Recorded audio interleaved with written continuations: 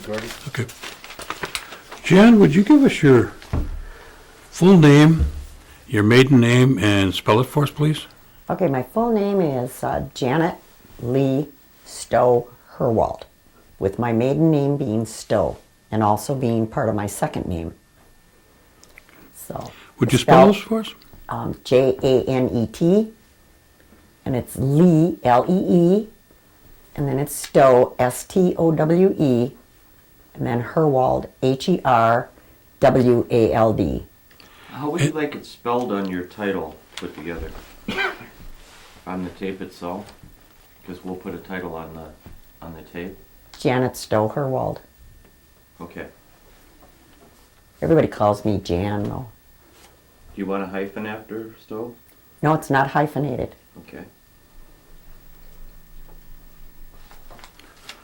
Would you give us your date of birth, please? October 22nd, 1940. And where was the location that you were born? Well, we lived in De Pere. My mom and dad lived in De Pere at the time that I was born. I was born at the hospital here in Green Bay at St. Vincent's. All right. And give us the names of your father and your mother with your mother's maiden name.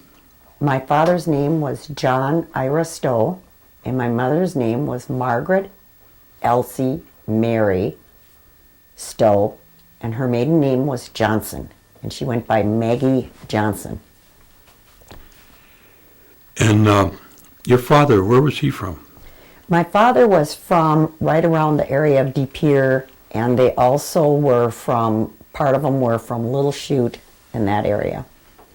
And what was his nationality? He was French.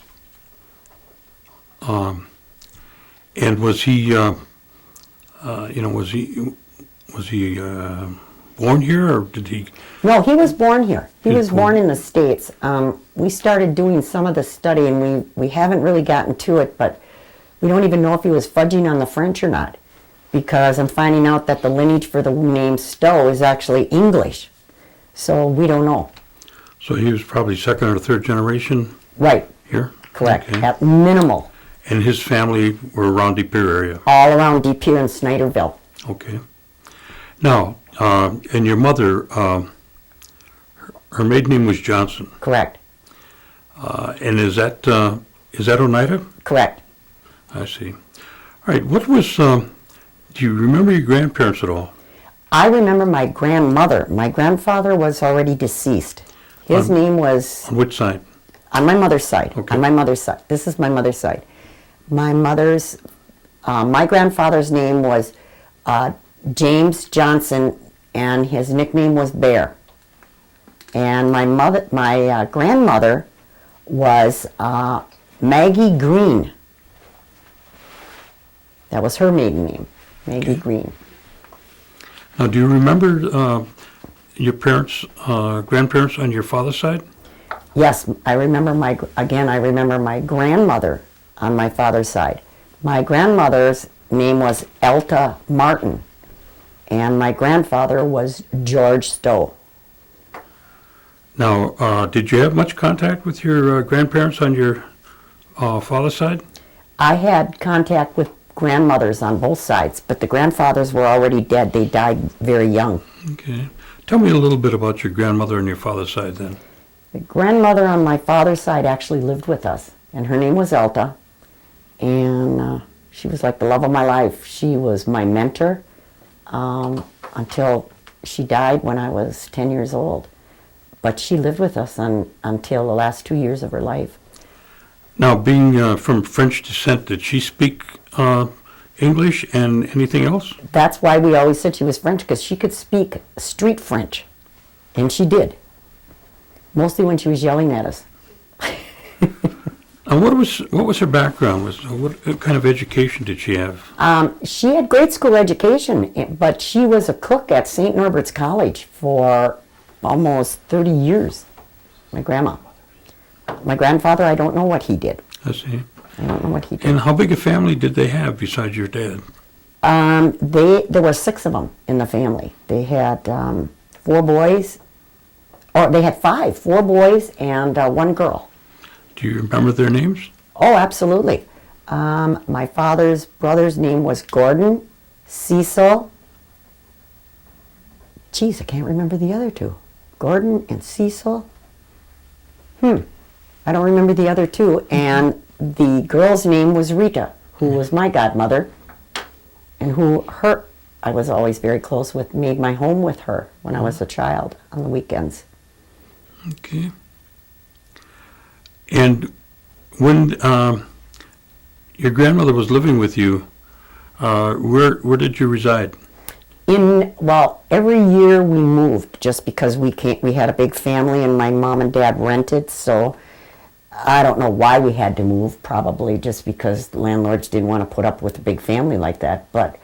And most of the time it was either in De Pere or outside of De Pere until I was in 4th grade, at what time my dad purchased a home in Green Bay. And then we stayed there until resided there until I married. Okay.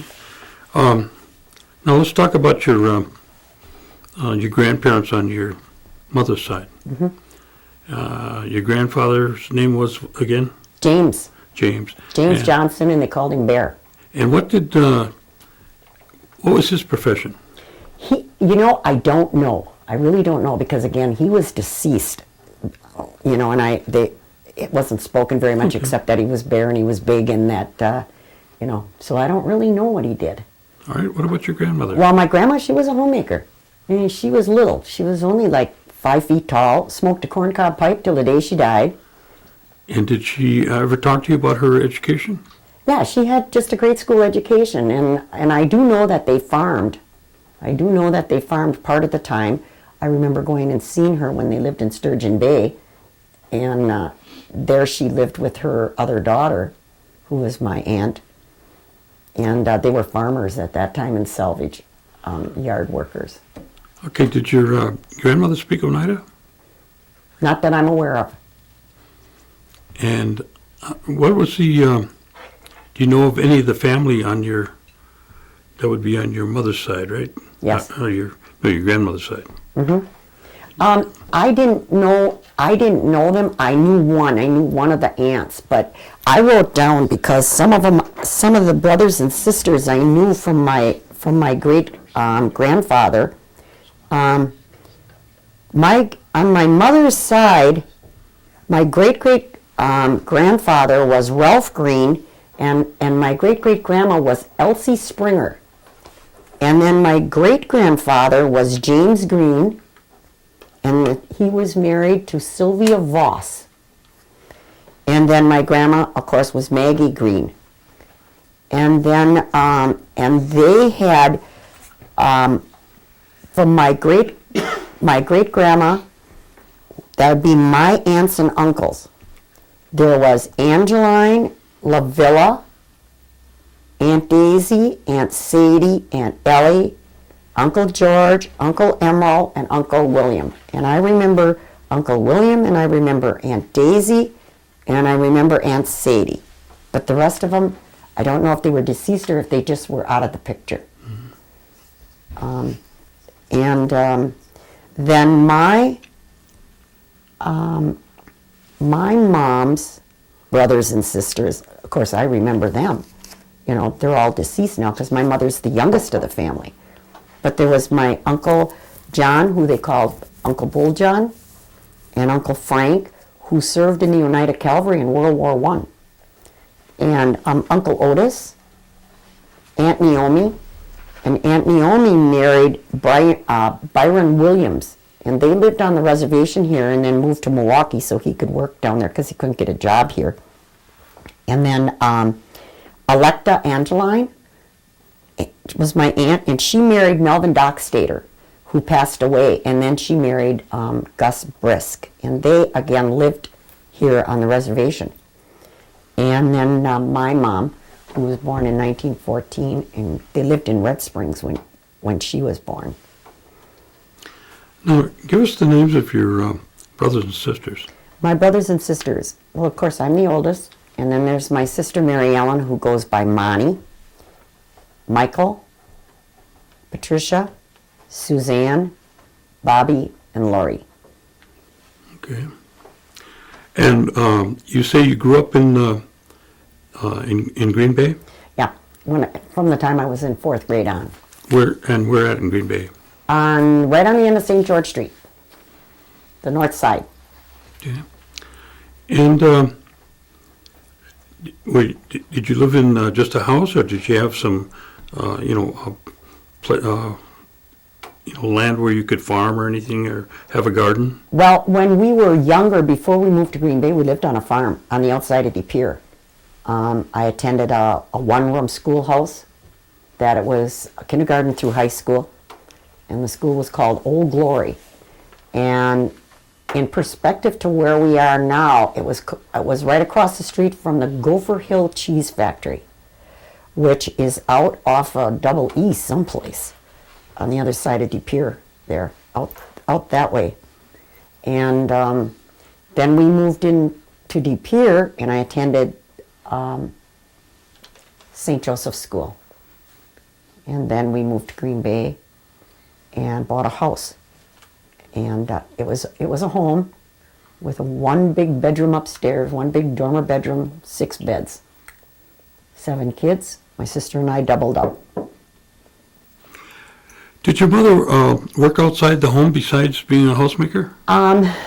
In the earlier years when I was younger, she would work like a Friday and a Saturday at Kroll's East.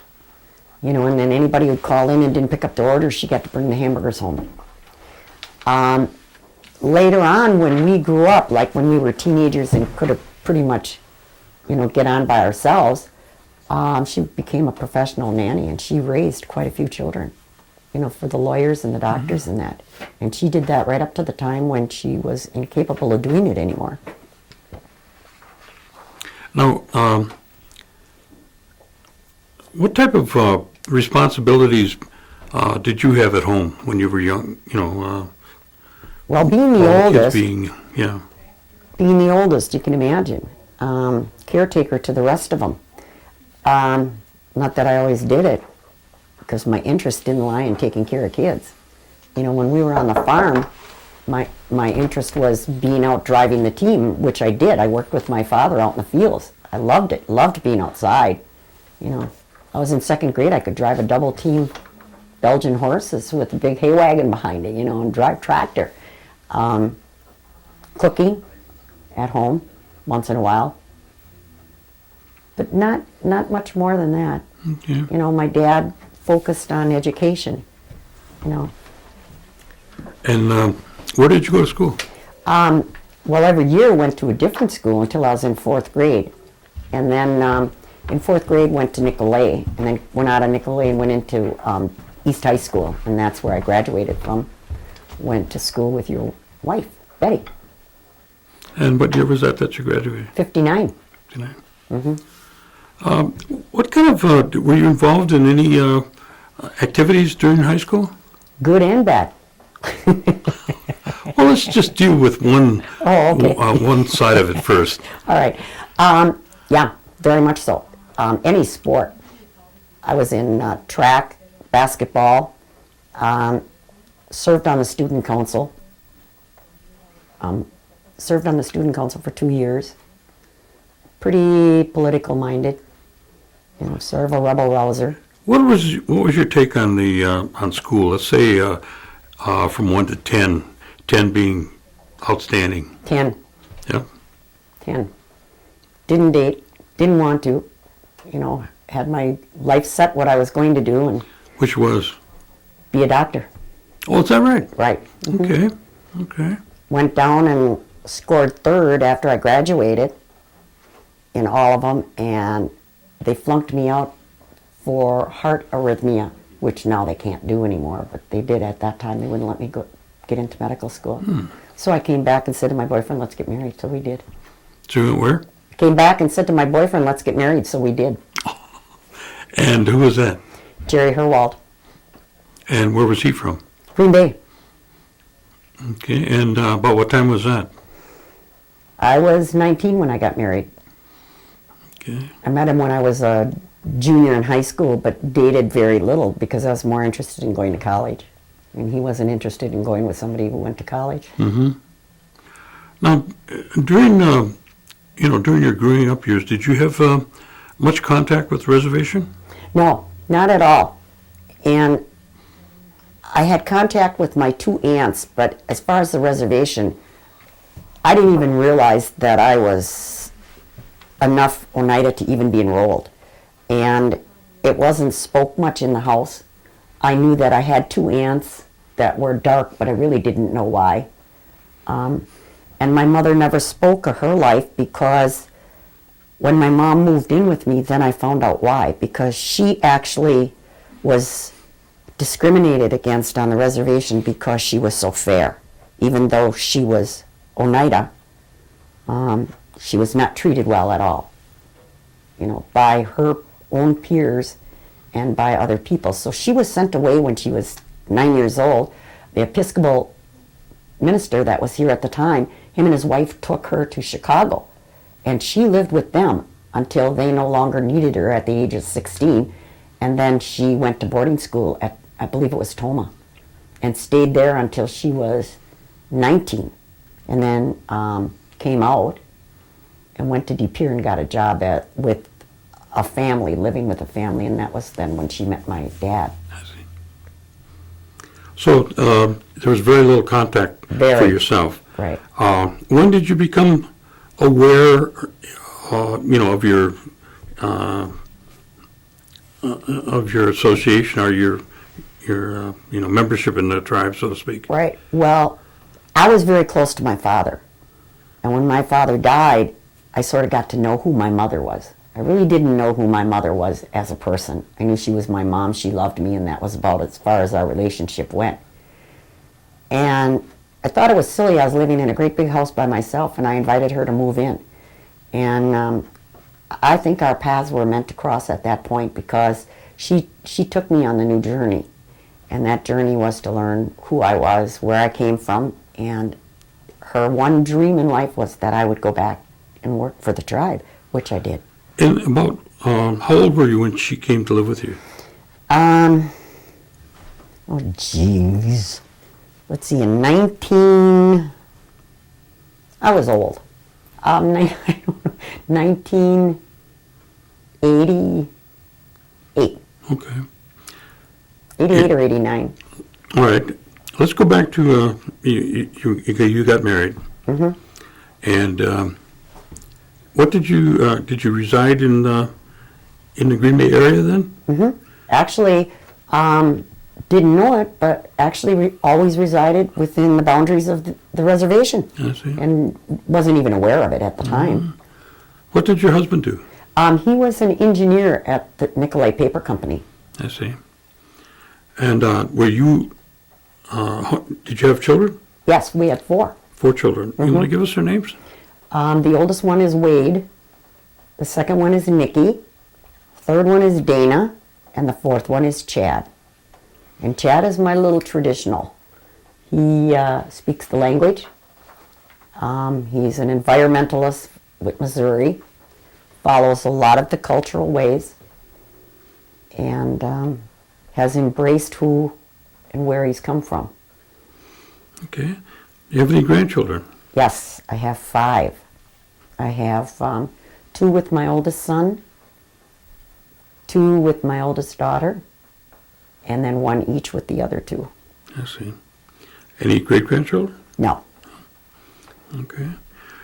Okay, you got married, and what were you a homemaker most of the time then? No. I've always worked. I see. Always worked. Sometimes just part-time, but I always wanted a career, and never really knew what that career was going to be, because I always thought I had my sights set on being a doctor. I did go back and got my degree for an LPN, so I'm an LPN, and then I also got my degree in interior design, commercial and interior design, and I have the gift of gab, so a lot of it's self-taught in business. Entered the business world. First woman that ever served on an international retail advisory board for Pure One Imports. First female manager in the United States that they ever had. Worked with them for 7 years. Had they not closed the Green Bay store, I would probably still be with them. And after they closed, what'd you do? After they closed, that was when I finished out my degree on interior design, and then I had my own business, Jan's Interiors, and did that until the terrible, terrible times of the early 80s, late 70s of, the boom just went out of the world. So I just shut it down and then just took a hiatus for a while. Just did some part-time things. And then Mom came to me in 89, I think it was, 89 is when she came to me.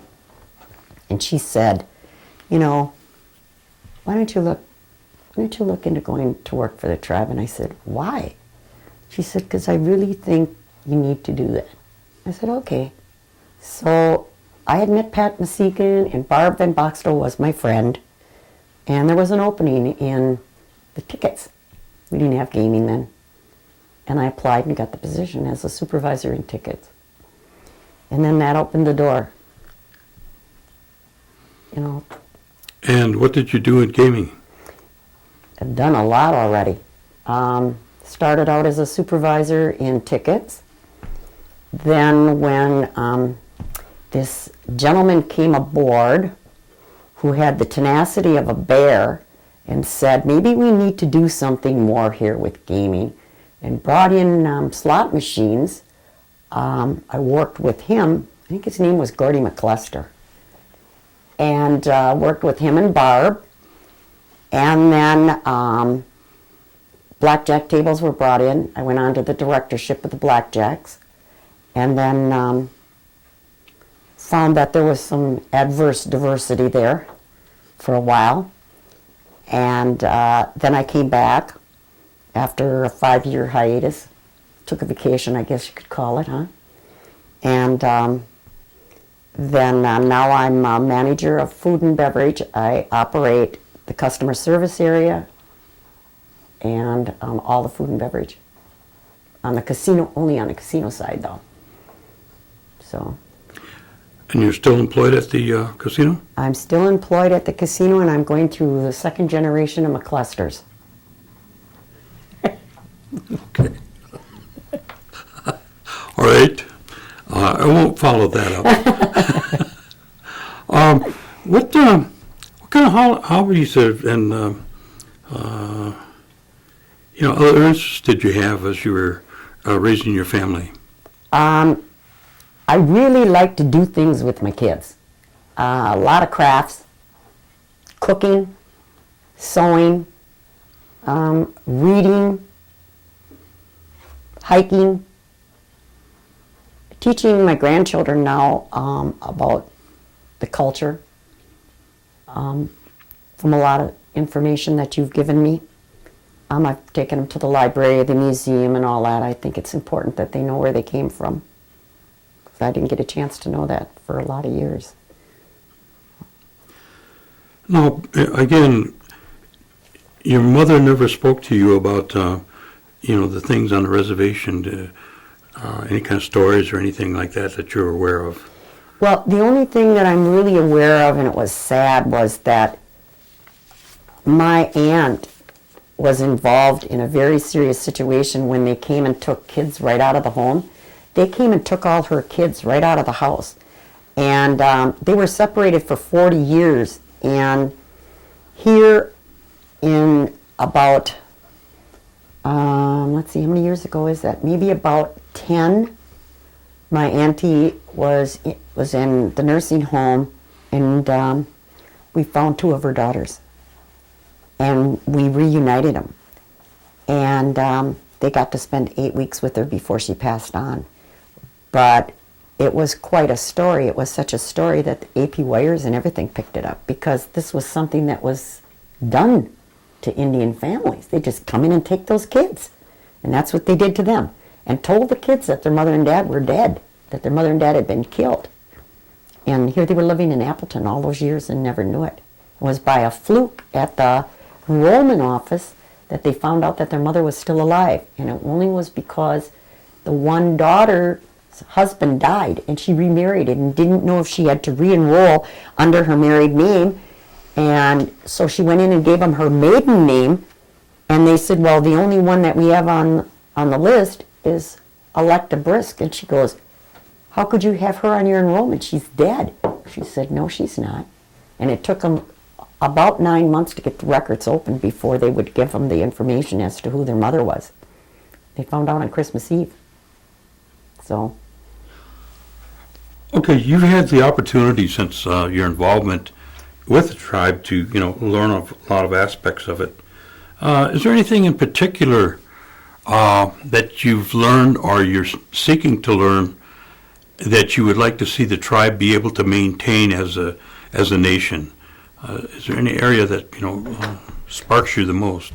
I think that gaming has offered an opportunity for the tribe to diversify itself economically, politically, and more important, for the members to know that there's great diversity within the tribe, and to be able to know and respect people who are coming back to the reservation aren't just, quote, apples, that there are things that can be taught, that can be learned by what they've learned in that outside world, and accept them.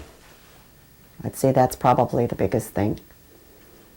I've been through enough experiences now to know that I've learned a lot. It's humbled me, it's enlightened me, it's educated me. And if I can just pass some of that on to my family and to those who will listen, I'll be happy. From where you sit, and from the growth that you've seen from, starting out as a ticket supervisor and moving to where you're at, what additional things would you like to see developed or pursued by the tribe in terms of the gaming aspect, as well as maybe any other things in the tribe, education, health, or something like that? Do you have any views on those? You bet. I always have views, you know that. On the gaming side, if they don't continue to grow, it's going to stalemate. And that stalemate won't allow us to earn the money that we need to continue the programs that we want to continue. I think they could probably pay a little less money in the lobbying fees that they pay out. I think that they need to do more for the elderly, not just because I'm of that age, but because, after all, if it wasn't for them, where would they be? And I don't think that we do enough for the elderly yet. I still don't. I think that they need to look at where this per capita is going as far as the youth. Are the young girls saying, let's have another child, it means more money in per capita? Or are they actually looking at it as a financial nest egg for them to continue their education when they become adults? I think those all have to be looked at. As far as health, I think, and welfare, I think they're doing a good job. Can they do a better job? Of course, we all can. We all can. I think they're moving in the right direction. I think the health center shows that. I think that their focus to these new doctors are wonderful. I think we have some good outreach programs. I think there could be more. Okay. What kind of advice would you like to share with the youth? I would say probably the biggest thing is, follow your heart. Follow your heart. But don't be afraid to go to the outside world and learn what it's all about. Because we're just a small, small segment of a very large piece of that pie. And an all-around education you can always bring back. And when you bring that back, you're bringing back more than just your education. You're going to bring back knowledge. And that knowledge can never be stopped. Do you have any other comments that are items that I may have overlooked? There's only one thing. When my great-grandfather and his wife, my great-grandmother, are from New York. Okay? And when they came here, they got an allotment of land. And from what we've been able to find out so far, the land sits on County U and Rudin Road. And what we've been able to find out so far was we heard the land was taken from him because he became a severe alcoholic and the land was stolen. Now, whether that's true or whether the guy just literally sold it away or what, we don't know. We're still working on that. We're still working on that. We also have a connection in New York where we're going to go back and see how we can trace back there, because we thought that was pretty interesting to know that that's where they originated from, you know. And a little more on my uncle serving in the Calvary, because we don't know a lot about that, which I thought was very interesting. We do have a picture. We haven't been able to find it. My mother had it, and it was him in his uniform. I remember it, but I don't have it anymore. Okay. You know.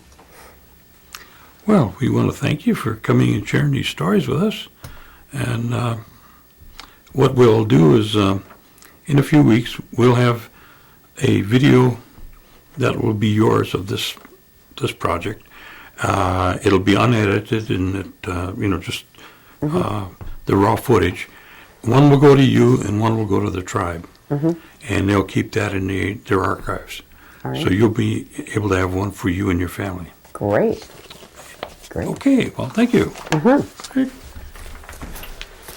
What do you